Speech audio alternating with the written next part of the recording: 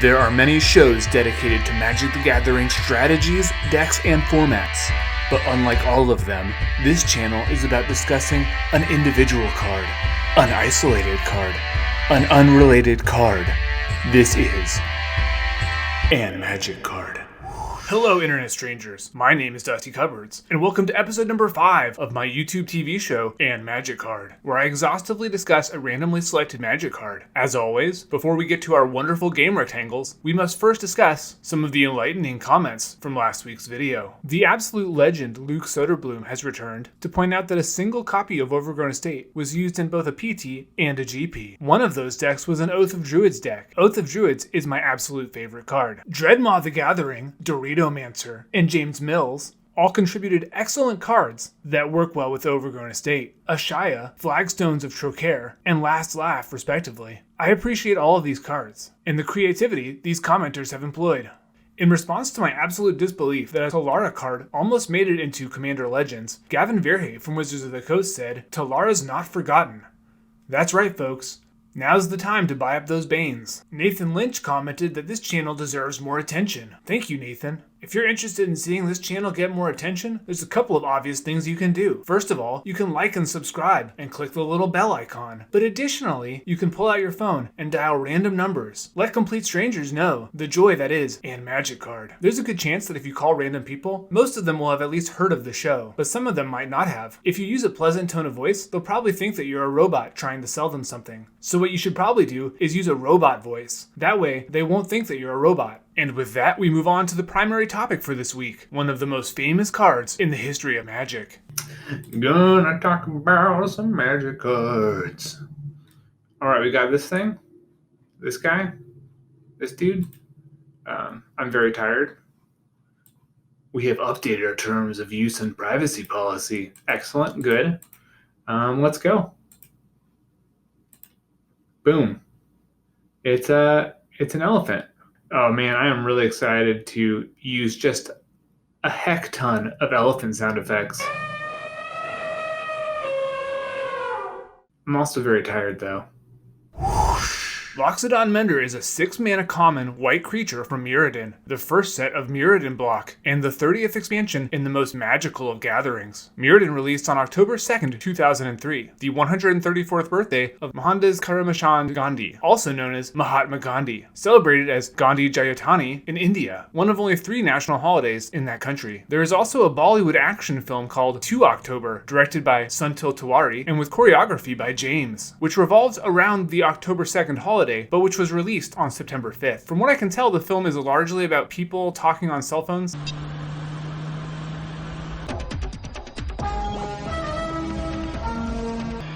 संतोष हाँ बोल Basira hello background पे पेट्रोलिंग कर रहा था. And the Wikipedia entry is pretty hard to decipher, so I'll just assume that I'm correct and move on with my life. Also, this movie is amazing.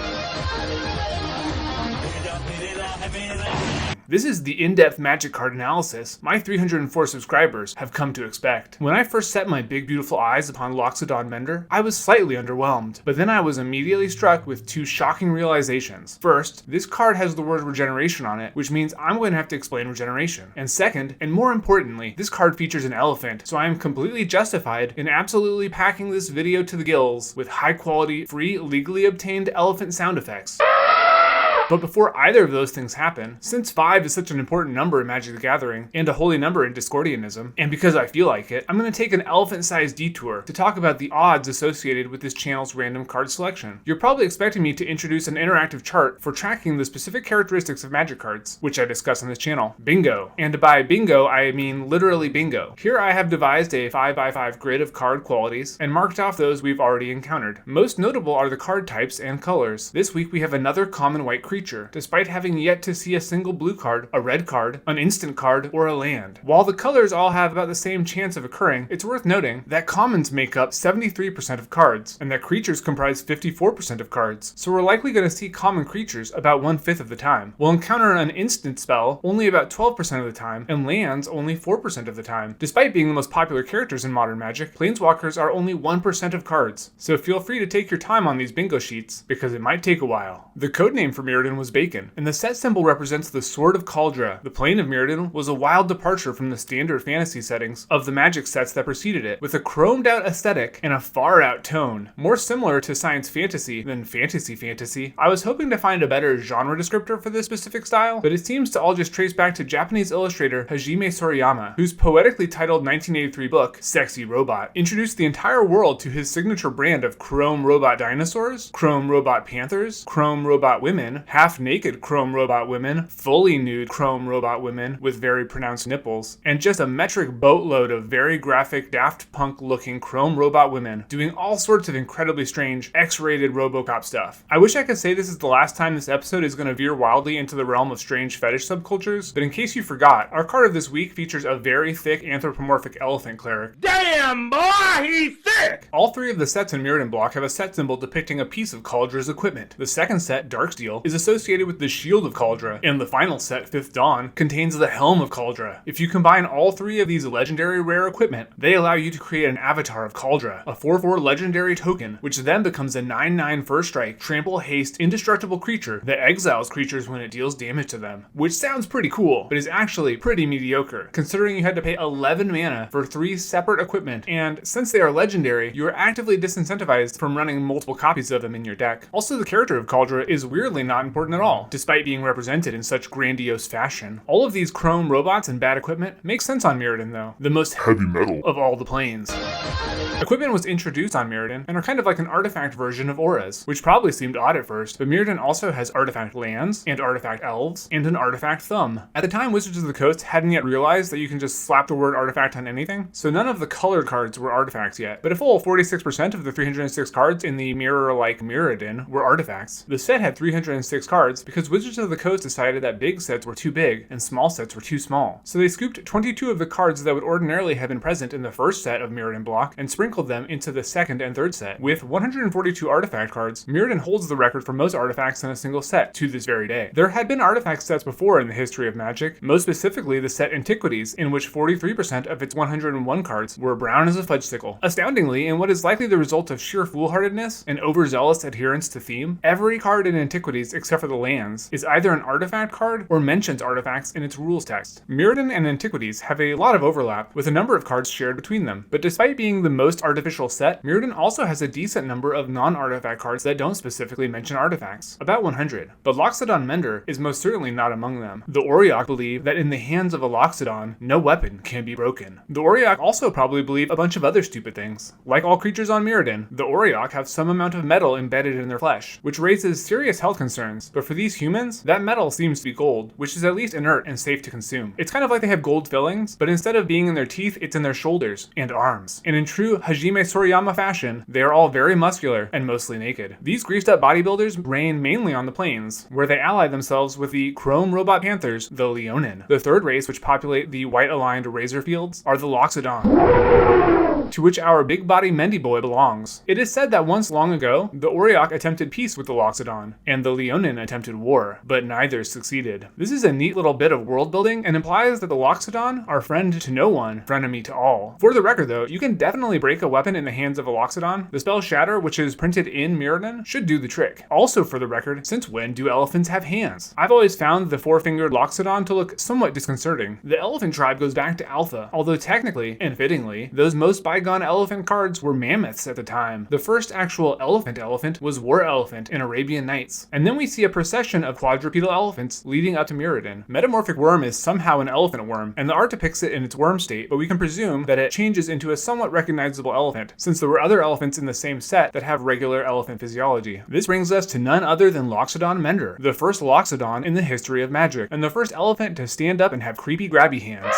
The term Loxodon comes from the real-world taxonomic genus for African elephants, Loxodonta, which combines the word lozenge, which refers to the elongated diamond shape in which throat lozenges were originally produced, and the suffix dont, which comes from the Greek word for tooth. If you've never had your head in an elephant's mouth, you might not be aware, but their molars are very oddly shaped, and honestly, the whole situation up in there is a bit uncomfortable. Loxodon is also coincidentally the scientific name of the slit-eyed shark. Because Loxodon Mender is card number 12 in Mirrodin, following Leonin Skyhunter, but preceding Magic's second ever stand-up elephant, Loxodon Peacekeeper, it paves the way for all future Loxodon. Peacekeeper and Punisher certainly released on the same day, but if there has to be a first, it would be that lozenge-toothed most mendful. It's because of this that we will have to look outside the planes of magic to determine the origins of this aberrant anatomical development. Humans love to anthropomorphize things, like food and paper clips, and especially animals. When you have a creature like a lion who becomes anthropomorphized as a leonin in magic, it's not hard to imagine a kitty cat's paw simply having more dexterous digits with which to grasp a scimitar or fling its bola. Elephants, however, have what is scientifically known as stumpy hands. Possibly because of this, you don't see as many anthropomorphized elephants in pop culture, as their creators have to grapple with this fundamental conundrum. Do you give them weird grabby hands to make them more functional, or do you leave them with the stumpy stompers for the sake of avoiding offending the sensibilities of myself and the many individuals with whom I have consulted for this video? Looking over a short list of famous elephant characters, we can see there are folks on both sides of this issue. Babar the elephant is among the most well-known Loxodon in the world, and he resides clearly in Stumpy Town. Babar is often depicted using his trunk to augment his poor hand coordination though. The DC Comics universe contains the character Elephant Man, who is definitely on Team Hands, and who I could see being the subject of lots of very sexual fan art. So let's move on as fast as possible. Lots Heart is a Care Bear, which is a misnomer since he is obviously an elephant, and throughout the multiple depictions of this character, he is seen with hands, stumps, and also mittens. So let's count that as a wash. The next upstanding elephant we need to examine is less known, but just as important for very trivial reasons. Edward Trunk might remind you of Babar, and that's because he is featured in the aggressively prim Canadian children's cartoon show Rupert, which was created by Nelvana, the same company that animated Babar. Edward Trunk is a stumper for life. If you've never seen Rupert, you're missing out, because based on the one episode I watched in middle school after having my wisdom teeth removed, Rupert Bear is a wild ride. I wasn't sure if the episode I watched back then was as insane as I remembered it being, or if the intense pain medications I was on had simply made the otherwise innocuous children's show seem much more outlandish than it actually was. So I rewatched the entire episode, and it's just as bonkers as I remember it being. Episode number 17 of Rupert, titled Rupert in Timeland, involves the main character and his pig friend accidentally freezing time by sneezing on pickles. It's actually less coherent than my show is, and I legit write this stuff stream of consciousness. I tried to write an outline for this episode, and it literally just says elephant sound effects.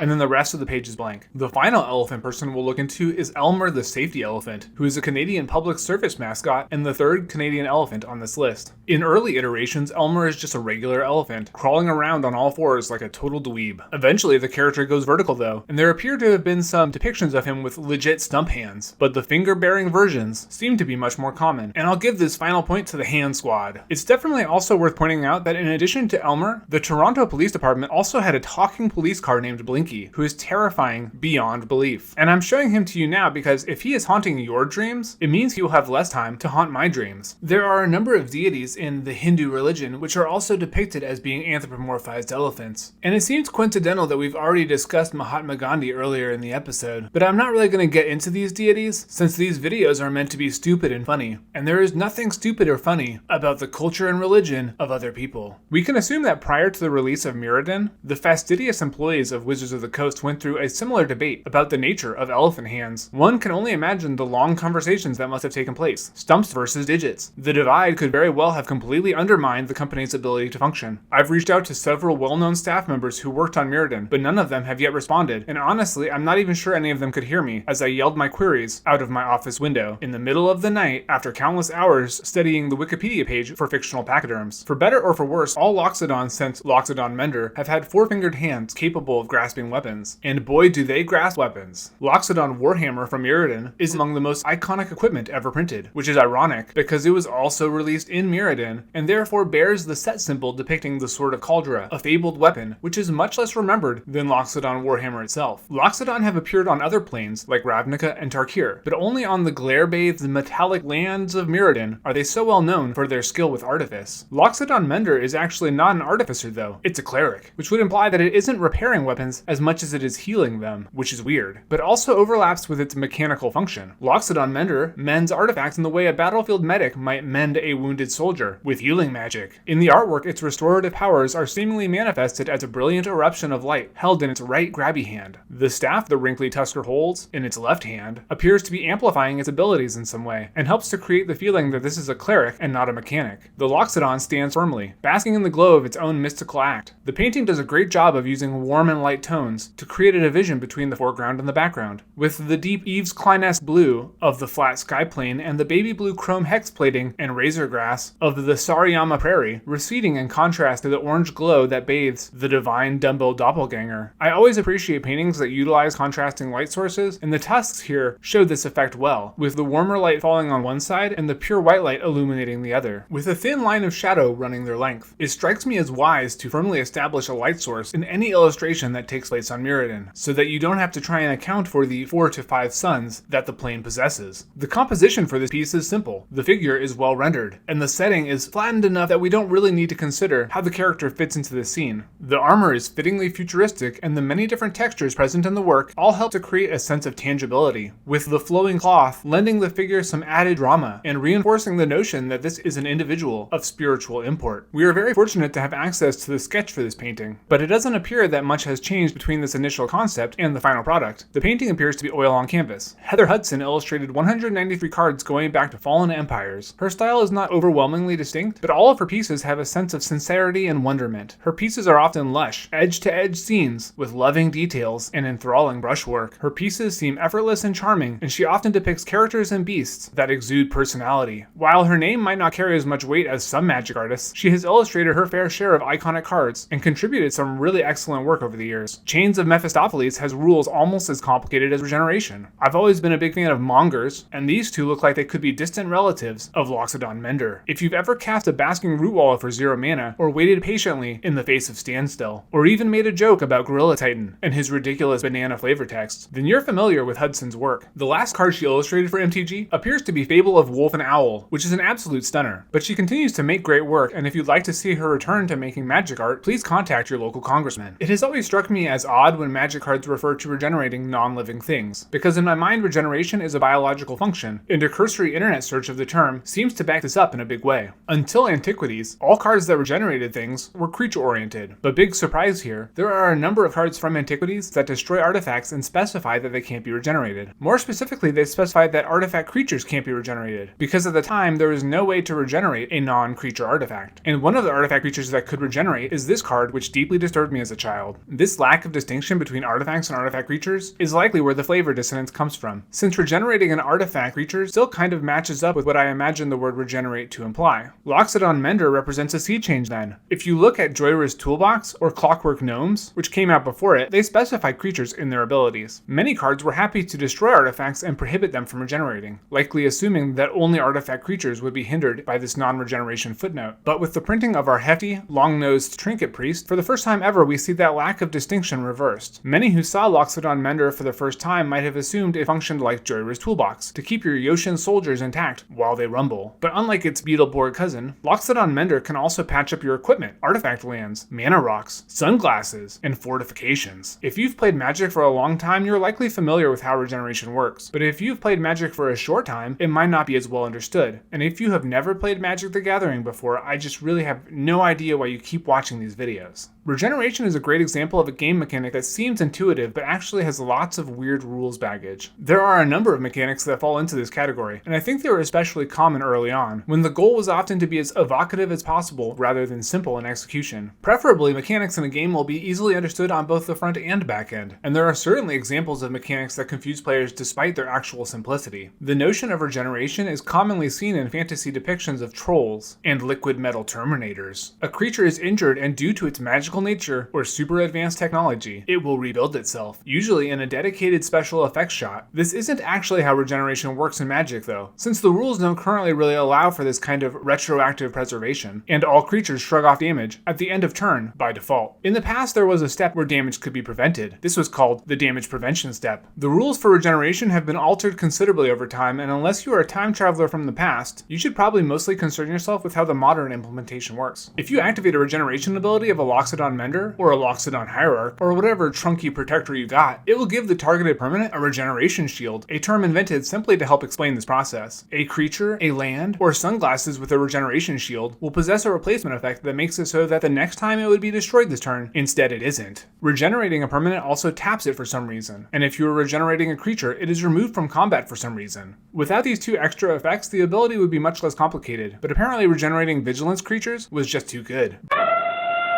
Birthing Hulk was the last card to have regeneration, and since then the ability has largely been replaced with cards that either return themselves to the battlefield from the graveyard, an ability which is much closer to how I thought regeneration worked when I was a stupid child, or abilities that simply make a permanent indestructible until end of turn, which is very simple and better in every way. Indestructibility predictably prevents things from being destructed, and the word destroy is critical here, as it was with regeneration. Sacrificing a permanent is not destroying it, and is often part of the cost, which can't be interrupted. You can't regenerate a permanent if you sacrifice it, just like how indestructibility doesn't prevent you from sacrificing things. If a creature has 0 toughness, it also goes to the graveyard, no matter what, as its lack of structural integrity causes it to collapse in on itself, like a wet cardboard box. The place you most commonly see regeneration referenced in the modern world is on cards like Wrath of God, which destroys all creatures and prevents them from being regenerated. At one time, there was a separate word for this kind of destruction. From Revised to 6th edition, you would see cards that buried things, which is a shorthand for destroying something without the possibility of regenerating it. In hindsight, this seems like a terrible idea, as it obfuscates the rules and adds needless jargon. Regeneration still functions within the rules of the game though, despite not being printed on new cards, which is great news if you want to get mending. A 6-mana 3/3 might not sound like a great card, but how else are you going to protect your legendary equipment while you try and assemble the silver monkey statue that is Kaldra? Sure, you could run Welding Jar, which also came out in Mirrodin, but I'm tired of the cards featured on this channel being shown up by 0-mana artifacts. A 3/3 creature can both attack and block, although if you want to use its ability, you should mostly just block. I'm fairly confident that in Limited, this card was unlikely to be a first pick, and Ken Crowner of Star City Games expresses a similar opinion in his article from June 7th, 2004, where he says that this card makes him want to jump out of a window. Regardless of format, the 6-mana down payment for this ability seems steep, and we see Metallurgian in Shards of Alara providing the same service for a much better rate, in addition to being an artifact, which means that he can perform emergency maintenance on himself, like Russian surgeon Leonid Rogozov, who gave himself an appendectomy in Antarctica in 1961. Despite these comparisons, when you don't have a Welding Jar, or a Metallurgian, or a Terran Ghost handy, you'll be glad to have a Loxodon Mender to mend your Platinum Angel, unless your opponent has a Viscerate drone, which can sacrifice a snow-covered swamp to destroy your Platinum Angel. But honestly, once a Viscerate drone hits the battlefield, most of the time, your luck has simply run out. As will often be the case on this channel, Loxodon Mender seems to be mostly a card without a home. In Limited, this card is window jump inducing, and this peanut-eating clergyman doesn't seem to have made a splash in any constructed formats. EDH, the Magic format equivalent of the Island of Lost Toys, doesn't seem to offer much refuge either, with this Diamond-to-Tooth technician only appearing in an astoundingly low 9 decks. There is possibly some hope on the Spiky Chrome horizon though, as Commander Legends has introduced a legendary elephant, Hamza, and so as assuredly as the tide rolls in, a decent number of good-hearted goofballs will now build elephant tribal EDH decks. It's worth noting that for a long time, Frankie Peanuts, a silver-bordered joke card, was the only elephant legend ever printed, and the dubious dream of an elephant deck was therefore tantalizingly unobtainable for many. Other legendary elephants are known to exist, but until this year, Frankie was the only one committed to cardboard. I don't generally discuss joke cards on this channel, but the fact that this dream was just out of reach for so long is similar to how the Loxodon of Mirrodin keep their distance from the other races. While many episodes of this show so far have delved into the history of a given card's usage, maybe for Loxodon Mender, the best is yet to come. While the plane of Mirrodin is currently being ruled by nightmarish cyborgs, and the Loxodon are surely in peril, an elephant graveyard is not just a place they go to die, but also a land,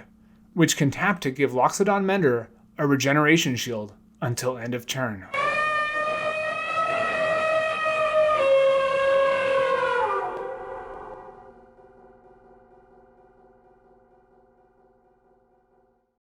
Alright, that's the end of episode number 5. I hope you enjoyed it. On the last episode, I didn't really have time to talk much in the outro, but I've got a number of things I've been needing to address, so I will address them here. The most important of which has to do with the origin of this channel. I started making these videos out of boredom, but I owe a great debt of gratitude to the podcast Allied Strategies, hosted by Sam Party, Ben Weitz, and their good friend Tristan. Episode number 229 of Allied Strategies, titled The Filibuster, is the actual inspiration for this show's format, where I exhaustively discuss a single Magic card. This past week, they announced that after 5 years, they are ending production of their podcast so that Ben can take a job at Wizards of the Coast. It has been my intention pretty much every episode to include some kind of acknowledgement of their influence, and I have simply forgotten to do so every episode. I greatly enjoyed their podcast, and I will miss listening to them bicker endlessly about semantics.